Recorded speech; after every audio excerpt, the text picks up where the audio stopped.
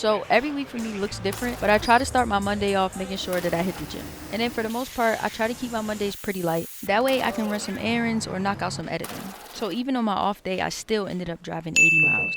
Now my Tuesday was crazy, and Michelle from last week thought this would be such a great idea, but the Michelle that lived through that Tuesday heavily disagreed. I had two different shoots in counties that were more than 2 hours apart, and the shoots themselves were so far spread out, which in theory was cool because I got to squeeze in a training, but in reality, that junk cooked me. Tuesday, I totaled up 138 miles. Now, this drive to training is brutal, but my guy London is like that, so I make that drive. So I had some free time in the middle of my day, so I tried my best to be productive before my flag game, but I just worked best at night. Wednesday, I drove 155 miles. Thursday, I finally started to slow down. I had a much shorter commute to training, and I was actually able to stay in the house and get some editing done.